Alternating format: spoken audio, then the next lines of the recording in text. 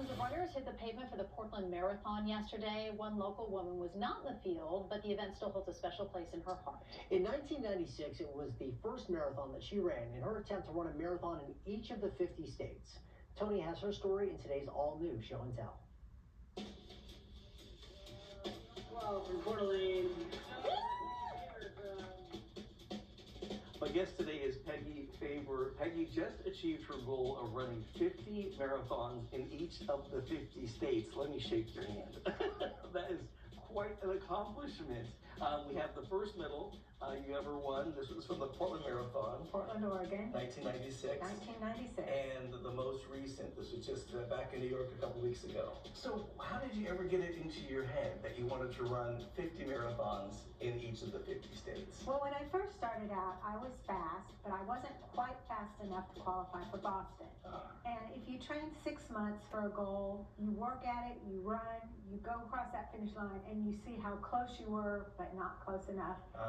It's pretty hard on you. I loved running. I loved the community. I didn't want to not do it, so I came up with another goal, and I found the 50 States Club.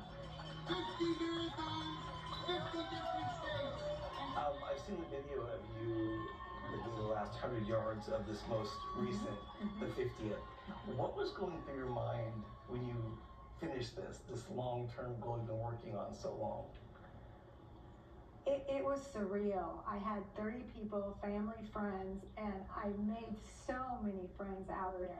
Everywhere I went, we were in these blue Parkinson shirts, and the fans or the group that came with me were in Team Peggy shirts. Everyone knew us in this small town. They made it the most memorable race you could imagine.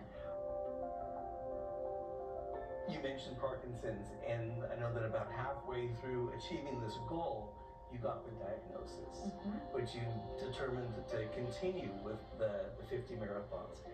Tell me about that. When I first got diagnosed, I asked what I could do and if there was who could help me, and they sent me to a physical therapist whose motto was exercise is medicine.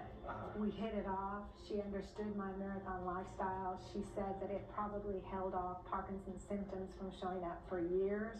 I knew I was going to be slower. Initially you run, then I did a run walk, then I did a walk run, and now I just walk. So I had the diagnosis. The next step was, what do I do about it? Just let's move past grief, let's move past denial, and let's get straight into what can I do about it. Does that not reflect your personality and everything you've done in life? I certainly hope so. Yeah, it really feels like that's who you are. I know that you have a motto that you've kept in mind throughout this whole process. What is that? Dream, believe, achieve, succeed.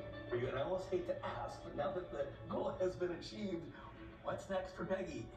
I have a lot of things on the agenda. Good. One of the ones I'm most excited about is I'm going to become a nana for the first time. Oh, okay. My daughter's going to have a baby.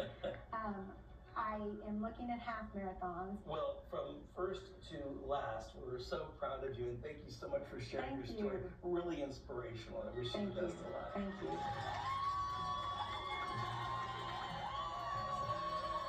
Earlier, when you do something pretty well, like in her case, run marathons, and then you can no longer, for whatever reason, do it at that same level. And it's like, how blow your ego. It's a mental challenge. And to keep doing it like she did, that's what really, I think, impressed me the most about her finishing, because she was halfway through, and then she got the diagnosis. So she dedicated her 50-state challenge to the Parkinson's Foundation. If you want to find more about that foundation, or make a donation, or just help raise awareness, we put a link to her website in our As Seen On section at kptv.com, so you can check it out. She is so impressive, and you said it earlier, no excuses. Yeah, I mean, right? I mean, after seeing that story, she can do it, you can do it. Great job, Tim. Thank you. Well, it is going to be a great